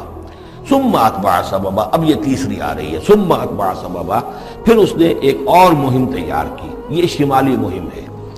حتی اذا بلغ بین السدین، یہاں تک کہ جب وہ دونوں پہاڑوں کے درمیان پہنچ گئے، دو دیواروں کے درمیان پہنچ گئے، تو یہ سمجھ لیجئے بحیرہ کیسپیئن داہنی طرف ہے مشرق میں، اور بلیک سی بحر اسود، اس کے درمیان یہ سلسلہ کوہ ہے، اور یہ پیرلل چلتے ہیں دو، اور ان کے درمیان سے پھر وہ درے ہیں کہ جن میں سے ہو کر شمالی علاقے سے جو وحشی قبائل تھے وہ آ کر یہاں حملہ کرتے تھے، تاخت و تاراج کرتے تھے، لوٹ مار کر کے چلے جاتے تھے، جن کو یاجوج ماجوج کہا گیا ہے۔ حتی اذا بلغ بین السدین، جبکہ یہ پہنچے ان دونوں دیواروں کے درمیان، وجد من دونہما قوما، تو انہوں نے پایا ان دونوں کے ورے ایسے لوگوں کو، لا یکادون یفقہون قولا، یہ لوگ بھی ایسے تھے غیر متمدن، کوئی بات سمجھتے نہیں تھے، یعنی زبان ایسی ہوگی کہ جو ان کی سمجھ میں نہیں آ رہی تھی، لیکن یہ کہ کسی نہ کسی ذریعے سے انہوں نے اپنا ایک مطلب، اپنی ایک عرضداشت پیش کی۔ قالوا یا ذوالقرنین، انہوں نے کہا کہ اے ذوالقرنین، ان یاجوج و ماجوج مفسدون فی الارض، یاجوج اور ماجوج جو قومیں ہیں یہ زمین میں بہت فساد مچانے والی ہیں، فہل نجعل لک خرجا، تو کیا ہم آپ کے لیے ایک سالانہ خراج مقرر کر دیں، الی ان تجعل بیننا و بینہم سدا، اس کے عوض کہ آپ ہمارے اور ان کے درمیان ایک سد تعمیر کر دیں، ایک دیوار حائل کر دیں کہ وہ ہم پر حملہ آور نہ ہو سکے، یعنی درے کو بند کر دیا جائے۔ یوں سمجھیے جس اصول پر کہ آج کل ڈیم بنتے ہیں، ڈیم پہاڑی سلسلہ یوں آ رہا ہے، پہاڑی سلسلہ یوں آ رہا ہے، دریا درمیان میں سے گزر رہا ہے، آپ نے اس گزرگاہ پر ایک دیوار کھڑی کر دی تو یہ گویا کہ ایک آرٹیفیشل لیک کریٹ ہو گئی، پانی یہاں جمع ہو رہا ہے۔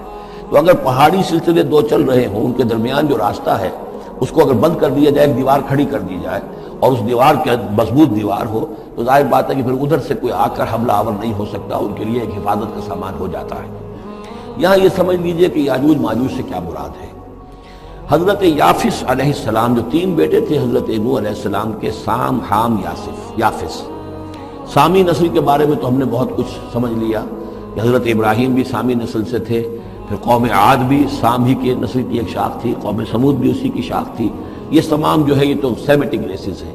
حضرت یافس کی اولاد نے یہ سینٹرل ایشین ماؤنٹینز کا جو سلسلہ ہے اس کو کراس کیا اور شمال میں چلے گئے، اور شمال میں جا کر دائیں بائیں پھیل گئے۔ پھر یہ میدان ہے، ٹنڈرے کے میدان اور فلانے میدان اور بڑے بڑے کھلے میدان ہیں، تو گویا کہ ایشیا کو درمیان میں جو سلسلہ کوہ تقسیم کر دیتا ہے، ایک شمالی حصہ ہے، ایک اس کا جنوبی حصہ ہے، یہ شمالی میں چلے گئے اور جا کر پھر پھیلنے میں وہ مشرق کی طرف آئے تو چین اور ہند چینی تک یہ ساری قومیں جو ہیں یہ یلو ریسز، یہ انہی کی نسل سے ہیں۔ اور مغرب میں چلے تو روس، اور روس سے ہو کر روس کے ساتھ ملتا ہوا علاقہ اسکینڈینیوین کنٹریز کے ساتھ، پھر وہاں سے وہ اتر کے اور یورپ کے بھی جو یہ مغربی ممالک ہیں، اینگلو سیکسنز جو ہیں، یہ بھی در حقیقت اسی سے اسکینڈینیوین کنٹریز سے اترے ہوئے لوگ ہیں۔ تو یوں سمجھ لیجئے کہ ویسٹرن یورپ اور ایسٹرن یورپ کا بھی خاص طور پر شمالی علاقہ، اور پورا یہ روس کا علاقہ، اور پورا صحرائے گوبی، اور پورا چین، اور وہاں تک جو ہے ہند چینی تک، یہ یافس کی نسل ہے۔ یافس کے جن بیٹوں کے نام تورات میں آئے ہیں، کئی نام ہیں، وہ کوئی ایک دو نہیں، ان میں گوگ اینڈ میگوگ بھی ہے، توبال بھی ہے، موسک بھی ہے۔ موسک ایک شخص کا نام ہے، اور ماسکو ہو سکتا ہے کہ اسی نے آباد کیا ہو اور وہیں سے وہ نام بنا ہو۔ توبال اور بالٹک سی جو ہے اس ایریا کے اندر جو ہے، بالٹک سٹیٹس، توبال ان کے ایک بیٹے کا نام تھا، یہ تورات کے اندر نام دیے گئے ہیں۔ گوگ اینڈ میگوگ، یاجوج ماجوج، یہ بھی انہی کے بیٹوں ہیں۔ یہ تمام اقوام جو ہے یہ وحشی ہیں، اور یہ تاخت و تاراج کرنا، لوٹ مار کرنا، یہ ان کا طریقہ ہے، اور ان کا ہے ذکر جو یہاں پر ہو رہا ہے کہ یہ جو سیلاب آیا تھا، کولونیل سیلاب جو ہم پر آیا تھا، جس میں کہ یہ اینگلو سیکسنز تھے، یہ سب کے سب جو ہیں یہ اسی نارڈک ریسز سے ہیں، یہ بھی یاجوج اور ماجوج کی نسل ہیں۔ ایک سیلاب ان کا آ چکا ہے جو آیا تھا یورپ کے سے نکل کر، یہ کولونیل سیلاب آیا اور پوری دنیا کے اوپر چھا گیا تھا، ایشیا اور افریقہ کو انہوں نے فتح کیا، کولونائز کیا۔ اب اگرچہ ان کی وہ بساط ایک دفعہ تو لپیٹ دی گئی ہے، وہ واپس چلے گئے ہیں، انڈائریکٹلی ہم پر حکومت کر رہے ہیں۔ اب ان کے جو ملٹی نیشنلز ہیں ان کے ذریعے سے، یا بینکوں کے ذریعے سے، آئی ایم ایف کے ذریعے سے، ورلڈ بینک کے ذریعے سے انڈائریکٹ حکومت ہے جو نیو ورلڈ آرڈر ہے۔ لیکن یہ ہے کہ ابھی ایک اور جو سیلاب ان کا آنے والا ہے وہ آتا ہے احوال قیامت کے معاملات میں۔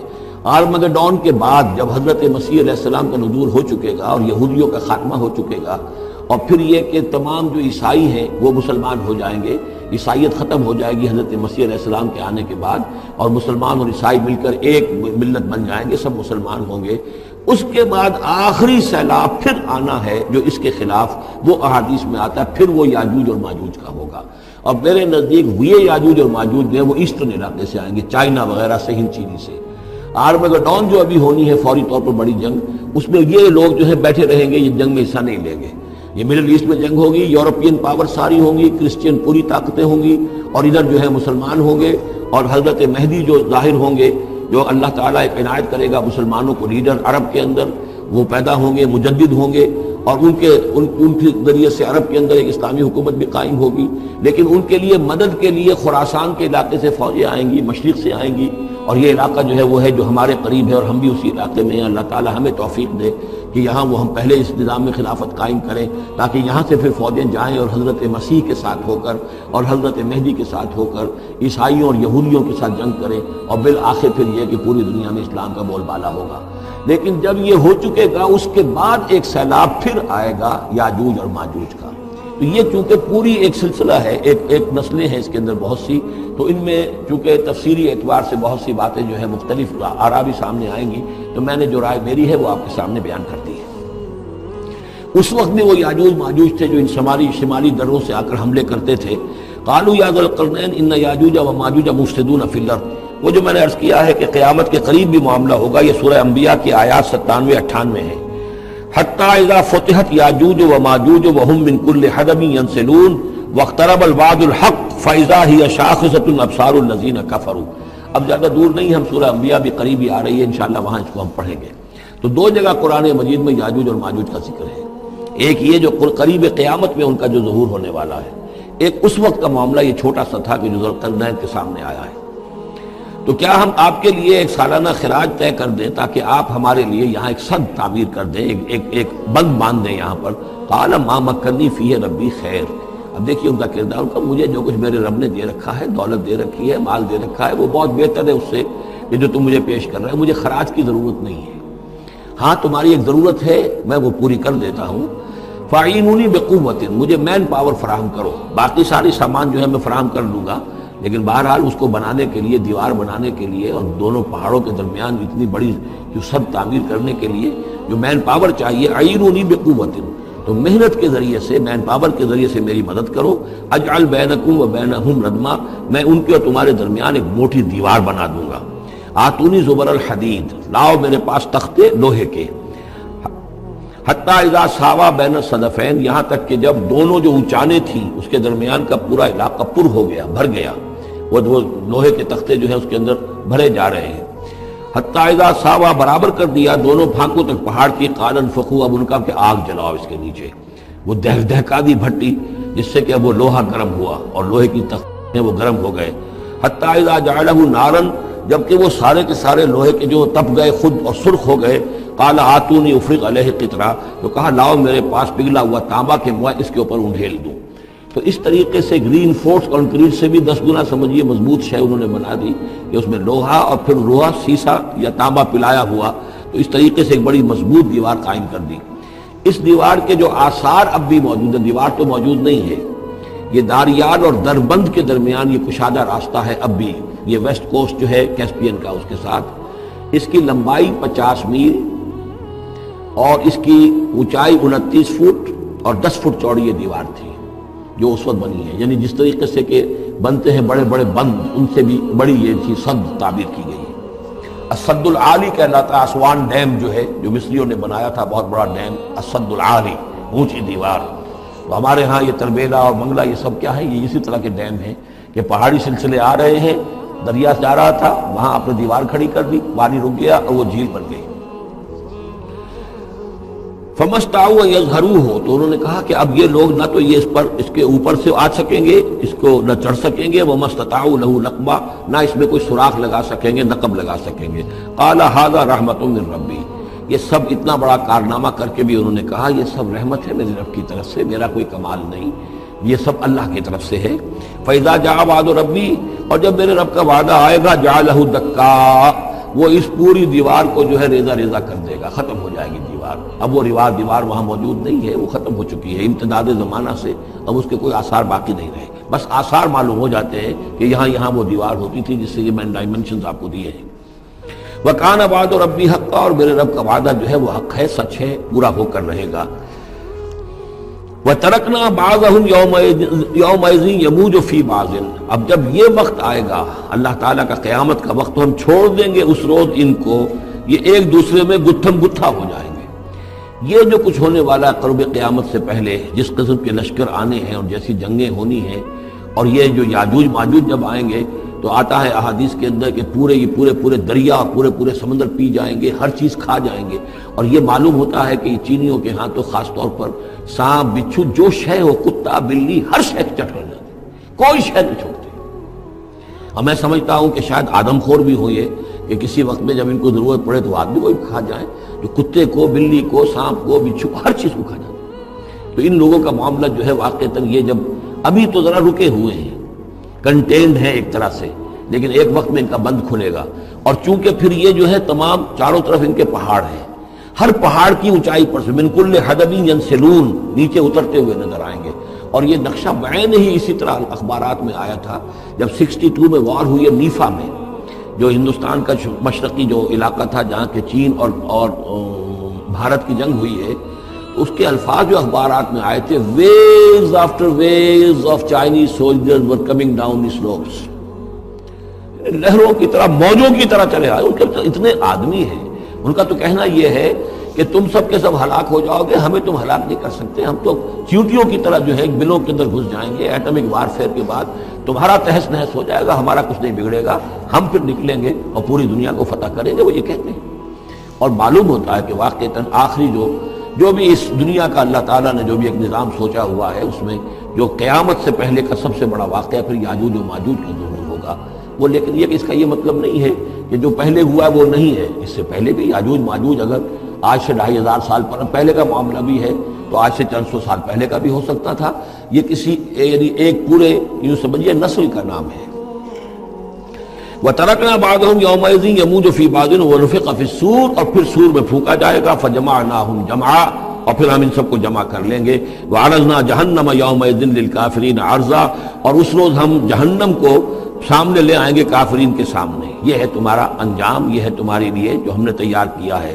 الذین کانت اعینہم فی غطاء عن ذکری، وہ لوگ کہ جن کی نگاہیں ہمارے ذکر سے کوری ہو چکی تھیں، پردہ پڑا ہوا تھا ان پر، ہم یاد نہیں تھے، بس دنیا سامنے تھی، مسبب الاسباب کو بھول گئے تھے، اسباب پر سارا بھروسہ تھا، مادی اسباب و وسائل، مادی نعمتیں، مادی مال و اسباب، مادی چیزیں جو ہیں، یہی کی چمک دمک، یہی کی رونقیں، یہی کی شان اور شوکت، اسی کے پیچھے پڑے ہوئے تھے۔ وَكَانُوا لَا يَسْتَطِيعُونَ سَمْعًا، اور وہ سماعت سے بھی بہرہ مند نہیں رہے تھے، اب سن بھی نہیں سکتے تھے، حیوانوں کا سا سننا سنتے تھے۔ اب یہ آخری رکوع آ گیا ہے سورہ مبارکہ کا، اس میں یہ مضمون ایک اور تیکھے انداز میں آ رہا ہے کہ دنیا کی زندگی میں جب انسان گم ہو جاتا ہے تو در حقیقت یہی سب سے بڑی گمراہی ہے، اور یہی سب سے بڑا کفر ہے، اور یہی سب سے بڑا دجل ہے کہ دنیا نے آپ کو آخرت سے غافل کر دیا، دنیا نے آپ کو اللہ سے غافل کر دیا۔ یہ دنیا اور اس کی چمک دمک سے آپ اتنے متاثر ہوئے، گرویدہ ہوئے، اور اس عروس ہزار داماد کے ایسے عاشق ہوئے کہ آپ اللہ کو بھول گئے۔ یہ دجل ہے اصل، دجالیت یہ ہے اصل۔ باقی ایک شخص دجال وہ ایک علیحدہ جگہ ہے اپنی جگہ پر جس کا فتنہ آنا ہے، اور اس کے ضمن میں بھی میں نے عرض کیا تھا کہ میری کچھ تحقیق ہے، لیکن میں ابھی اس کو روک رہا ہوں، مزید اس کی توثیق جو مجھے ہو گئی تو پھر میں وہ باتیں بیان کروں گا، اس لیے کہ اس مسئلے میں علماء کے مابین کافی شدید اختلاف ہے۔ افحسب الذین کفروا یتخذوا عبادی من دونی اولیاء، کیا کافروں نے یہ سمجھا ہے کہ وہ میرے بندوں ہی کو میرے مقابلے میں اپنے حمایتی بنا لیں گے؟ عیسیٰ میرا بندہ ہے، کیا وہ میرے مقابلے میں آ کر تمہاری حمایت کرے گا؟ عبد القادر جیلانی میرے بندے ہیں، کیا وہ میرے مقابلے میں آ کر تمہاری مدد کریں گے؟ کیا تم نے سمجھا میرے بندوں کو وہ میرے مقابلے میں من دونی اپنا حمایتی بنا لیں گے؟ انا اعتدنا جہنم للکافرین نزلا، ہم نے ایسے کافروں کے لیے جہنم کو بنا رکھا ہے ابتدائی مہمان نوازی کے لیے، ان کی مہمان نوازی ہوگی جہنم میں۔ قل هل ننبئکم بالاخسرین اعمالا، یہ ہے اس صورت کا عمود، جو میں نے کہا تھا کہ پہلے رکوع کے اندر انا جعلنا ما علی الارض زینۃ لہا لنبلوہم ایہم احسن عملا، یہ سمجھیے کہ ایک کھونٹا تو وہاں گڑا ہوا ہے، دوسرا کھونٹا یہ ہے قل هل ننبئکم بالاخسرین اعمالا، کہیے ان سے کیا ہم تمہیں بتائیں اپنے عمل، اپنی محنت، اپنی جد و جہد، بھاگ دوڑ، اپنی سعی جو ہے اس کے اعتبار سے سب سے زیادہ گھاٹے میں کون ہے؟ محنت تو ہر ایک کر رہا ہے، جیسے کہ حضور نے فرمایا کل نفس یغدو فبائع نفسہ، ہر انسان صبح ہوتی ہے تو اس کے بعد سے اپنے آپ کو بیچنا شروع کر دیتا ہے، اپنا وقت بیچ رہا ہے، اپنی صلاحیت بیچ رہا ہے، اپنی انرجی بیچ رہا ہے، اپنی اور ذہانت بیچ رہا ہے، شام تک بیچتا رہتا ہے اپنے آپ کو، کچھ کما کر لاتا ہے، بیچ کر اپنے آپ کو کچھ لے کر آتا ہے۔ تو یہ انسان جو ہے اس درجے اپنے آپ کو دنیا کے لیے انہوں نے بیچ دیا ہے، اور ہم اتن اسی کے لیے گم ہو گئے ہیں، لیکن اس بیچنے میں انہیں نفع کچھ نہیں ہے، نقصان ہی نقصان ہے۔ سب سے زیادہ خسارے میں کون ہے؟ الذین ضل سعیہم فی الحیات الدنیا، جن کی بھاگ دوڑ سعی و جہد دنیا ہی میں گم ہو کر رہ گئی، آخرت مطلوب ہے ہی نہیں، وہ تو ایک غمیمہ سا لگا ہوا، مسلمان ہے، سنا ہے والدین سے روزہ رکھنا اچھا کام ہے، روزہ فرض ہے، روزہ رکھ لیا ہے، مطلوب کیا ہے آپ کا؟ اصل بات تو یہ ہے جو ضربہ اسلام میں نے کل نوٹ کرایا تھا سورہ بنی اسرائیل میں، من کان یرید العاجلۃ عجلنا له فیہا ما نشاء لمن نرید ثم جعلنا له جہنم یصلاها مذموما مدحورا ومن اراد الاخرۃ وسعى لها سعیها وهو مؤمن فاولئک کان سعیهم مشکورا۔ طالب دنیا ہو یا طالب آخرت ہو، طے یہ کرو. طالب دنیا، طالب آخرت کے لیے بھی اللہ تعالیٰ کُلًّا نُمِدُّ ہؤلاء وہؤلاء من عطاء ربک، دنیا میں اسے ہمیں رکھنا ہے، کھانے پینے کا بندوبست کرے گا. یرزقہ من حیث لا یحتسب، یہاں سے دے گا جہاں سے تمہیں گمان تک نہیں ہوگا. لیکن تم پہلے طے کرو تم طالب دنیا ہو یا طالب آخرت ہو. اور سب سے زیادہ گھاٹے میں وہ ہے من قل هل ننبئكم بالاخسرین اعمالا الذین ضل سعیهم فی الحیاۃ الدنیا وهم یحسبون انهم یحسنون صنعا. اور وہ سمجھ رہے ہیں کہ اب تو بڑے کامیاب ہیں، میری ایک فیکٹری تھی اب میرے 3 مل لگ چکے ہیں، میں نے فلاں یہ تھا میں نے اب اتنی جائیداد بنا لی ہے، میرے اتنے ایسٹس تھے اور سال بسال گنتی کر کے اب تو کامیاب ہو رہے ہیں. وہ سمجھتے ہیں کہ ہم کامیاب ہیں، ہماری محنتیں برابر ہو رہی ہیں، ہماری یہ دن رات کی کوشش جو ہے وہ نتیجہ خیز ہو رہی ہے. اولئک الذین کفروا بآیات ربہم، یہ وہ لوگ ہیں جنہوں نے اپنے رب کی آیات کا انکار کیا. چاہے کہتے ہو کہ ہم اللہ کو مانتے ہیں، قرآن کو مانتے ہیں، لیکن حقیقتاً اگر طالب دنیا ہے تو گویا کہ وہ اللہ کی آیات کا انکار کر رہا ہے. اللہ تو کہتا ہے اصل زندگی وہ ہے، ان دار الآخرۃ لہی الحیوان. تم اصل زندگی اس کو سمجھے بیٹھے ہو. تو تم نے کہا اللہ کی بات کی تصدیق کی، تم نے تو اللہ کی بات کو جھٹلایا ہے. اولئک الذین کفروا بآیات ربہم ولقائہ فحبطت اعمالہم. یہ جو جھوٹی پھوٹی کوئی نیکیاں کرتے ہو اپنے دل کی تسلی کے لیے، جھوٹے تسلی دینے کے لیے، کوئی مسلی کھلا دیے، کوئی غریبوں کا کام ہو گیا، کوئی کسی کے لیے، یہ نیکیاں ہمارے ہاں قطعاً ان کی کوئی حیثیت نہیں. ان کے سارے اعمال اس قسم کی نیکیاں حبط ہو جائیں گی. فلا نقیم لہم یوم القیامت وزنا، تو اس دن ہم ان کے لیے قیامت کے دن جو ہے کوئی ان کا وزن قرار نہیں دیں گے، یا ان کے اعمال کو تولیں گے ہی نہیں. اعمال تو ان کے تلیں گے جن میں ایمان ہو، جن میں ایمان ہی نہیں ان کا اعمال کیا تلنا ہے. فلا نقیم لہم یوم القیامت وزنا. اب یہ ہے 2 مقامات جو میں نے کہا ہے کہ ایک کھوٹا وہاں ایک کھوٹا یہاں. اسی لیے ابتدائی آیتیں اور آخری آیتیں سورہ کہف کی خاص طور پہ دجالی فتنے سے محفوظ رہنے کے لیے ان کو یاد رکھا جائے، ان کو پڑھا جائے، اور یہ کہ اللہ توفیق دے تو ہر جمعے کو سورہ کہف کی تلاوت کی جائے. درمیان میں پھر میں نے بتایا تھا زینت کا لفظ آیا، ترید زینت الحیات الدنیا، کچھ اور آگے چل کر المال والبنون زینت الحیات الدنیا. تو یہ زینت دنیا اور زیبائش اور آرائش، اور یہ تمہیں اپنے اندر گم کر لیتی ہے، تمہیں نہ خدا کی ہوش ہے نہ آخرت کی ہوش ہے. ذالک جزاہم جہنم، یہ وہ لوگ ہیں کہ جن کا بدلہ جہنم ہے، بما کفروا، بسبب اس کے کہ انہوں نے کفر کیا، واتخذوا آیاتی ورسلی ہزوا، اور انہوں نے میری آیات اور میرے رسولوں کو ٹھٹھا سمجھ لیا. رسول آ کر یہ کہہ رہے ہیں کہ اصل زندگی وہ ہے، یہ سمجھتے نہیں یہ ہے. مان لیا ہوگی آخرت، چلو دیکھا جائے گا، کچھ نہ کچھ تو ہے نا، کچھ نیکیاں بھی ہم نے کر رکھی ہیں اور کچھ بہرحال ہمارے بچانے والے بھی ہیں. ہم سب بھی جو ہیں آخر حضور نے شفاعت ہماری کری دینی ہے. جیسے یہودی کہتے تھے کہ ہم تو یہودی ہیں تو ہم تو اللہ کے بیٹوں کے مانند ہیں، چہیتے ہیں، لاڈلے ہیں. اب وہ آخری حصہ ان الذین آمنوا، جب ان کفار کی کیفیت یہ ہے، اور کفار سے مراد یہاں پر وہ منکر نہیں ہے، وہ کفار ہے جو حقیقت کے اعتبار سے طالب دنیا بن گیا، چاہے اس نے لیبل اسلام کا لگا رکھا ہو، مسلمانوں کا وہ بہت بڑا لیڈر ہو، قائد ہو، کچھ بھی ہو، جو طالب دنیا ہے فی الواقع وہ ہے در حقیقت کے جو اصل کافر ہے. جس کو کہ ایک بزرگ کا قول جو ہے بہت عرصے بعد مجھے یاد آیا ہے کہ جو دم غافل سو دم کافر.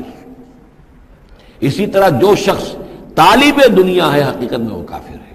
قانوناً وہ مسلمان ہوگا، مسلمان ہو، مسلمانوں کا لیڈر ہو، وہ پیر ہو، وہ کوئی بڑا عالم ہو، کچھ بھی ہو، لیکن طالب دنیا، اصل طالب دنیا کا ہے یا آخرت کا، یہ طے کرنے والی بات ہے.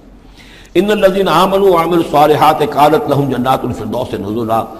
اس کے برعکس وہ لوگ جو ایمان لائے اور جنہوں نے نیک عمل کیے، ایمان کے سارے تقاضوں کو بھرپور طور پہ ادا کیا، یہ وہ لوگ ہوں گے جن کے لیے ٹھنڈی چھاؤں والے باغات ہوں گے.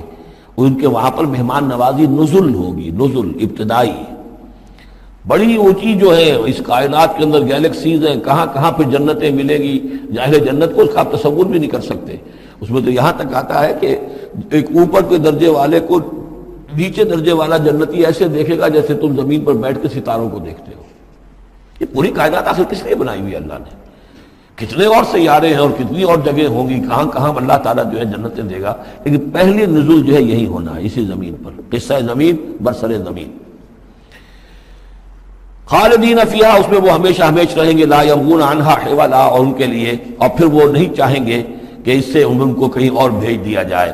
یعنی یہ کہ جنت ایسی جگہ نہیں ہے جہاں جی اکتا جائے. آپ دنیا میں تو اچھی سے اچھی جگہ کا تصور کریں، مستقل رہنا پڑے گا طبیعت اکتا جائے گی. کشمیر میں جو رہتے ہیں ان سے پوچھئے کہ کیا وہاں خوبصورتی انہیں تو نظر نہیں آتی. سوئٹزرلینڈ والوں سے پوچھئے کہ یہاں کی بہت خوبصورتی ہے، انہیں تو کہیں نظر نہیں آتی. ان کے لیے تو مصیبت ہی مصیبت ہے، ہر وقت برف کے طوفان ہیں اور یہ ہے اور وہ ہے. لیکن یہ کہ ہمارے لیے تصور اور ہے. بدترین جگہ بھی دنیا کے اندر جو ہے وہ ایسی ہے کہ جہاں تھوڑی دیر کے لیے آدمی جائے گا تو وہاں اسے کچھ چینج کی وجہ سے کچھ ریکریشن ہو جائے گی، لیکن زیادہ دیر ٹھہرنا پڑے گا تو مصیبت ہو جائے گی. اور بہترین جگہ بھی وہ ہے کہ جہاں مستقل رہنا پڑا تو پھر یہ کہ وہ اس کے لیے بور ہو جائے گا وہ. لیکن جنت ایسی جگہ ہے کہ وہاں سے پھر آدمی کہیں ٹلنا نہیں چاہے گا. دو آخری وہ آیات، اب یہ پھر توحید کے دو بہت بڑے خزانے. قل لو کان البحر مدادا لکلمات ربی لنفد البحر قبل ان تنفد کلمات ربی ولو جئنا بمثلہ مددا. سورہ بنی اسرائیل کی آیت میں اللہ کے اسماء کا ذکر تھا. ولد اللہ عبد الرحمن ایما تدعو فلہ الاسماء الحسنى. یہاں اللہ کے کلمات کا ذکر ہے. اور کلمات سے مراد کیا ہے؟ اللہ کی ہر شے جو اس نے پیدا کی ہے اس کے ایک کلمہ کن کا ظہور ہے. کل مخلوقات اس کے کلمات ہیں. تو کیا کوئی انسان ہے جو اللہ کی جملہ مخلوقات کا احاطہ کر سکے؟ اگر اس زمین کا پورا سمندر جو ہے وہ سیاہی بن جائے اپنے رب کے کلمات کو لکھنے کے لیے، سمندر ختم ہو جائے گا لیکن اللہ کے کلمات ختم نہیں ہوں گے، چاہے اتنی ہی اور بھی اس کے لیے سمندر لے آئیں سیاہی بنا کر. ایک اور جگہ بھی مضمون یہ آیا ہے کہ تمام زمین کے جتنے بھی درخت ہیں وہ قلم بنا لیے جائیں، اور جتنے سمندر ہیں اور ان کو 7 گنا سمندر بنا دیا جائے، اور وہ تمام قلم جو ہے لکھنے لگے اللہ کے کلمات کو نہیں لکھ سکتے. وہ سمندر ختم ہو جائیں گے، سیاہی ختم ہو جائے گی، اقلام ختم ہو جائیں گے. وَلَوْ أَنَّ مَا فِي الْأَرْضِ شَجَرٌ وَأَقْلَامٌ، یہ الفاظ آئیں گے انشاءاللہ تعالی. قل لو كان البحر مدادا لكلمات ربي لنفد البحر قبل ان تنفد كلمات ربي ولو جئنا بمثله مددا. اور آخری آیت وہاں اللہ تعالیٰ کی شان. قل الحمد للہ الذي لم يتخذ ولدا ولم يكن له شريك في الملك ولم يكن له ولي من الذل وكبره تكبيرا. اب شکل کیا ہوتی ہے شرک میں؟ یا تو اللہ کو اوپر سے اتار کر نیچے لے آتے ہیں، انسانوں کی صف میں مخلوقات کی صف میں کھڑا کر دیا، یا انسانوں میں سے کسی کو اٹھا کر اور خدا کے برابر کر دیا. وہاں اس کی نفی ہے، اللہ کا بلند مقام. یہاں انسانوں کو کہیں خدا کے برابر شریک نہ کر دو. تو یہاں فرمایا قل انما انا بشر مثلکم، اے نبی کہہ دیجئے میں بھی تمہاری طرح کا ایک انسان ہوں. یوحی الی انما الہکم الہ واحد، مجھ پر وحی کی جا رہی ہے کہ تمہارا الہ ایک الہ ہے، اکیلا ہے.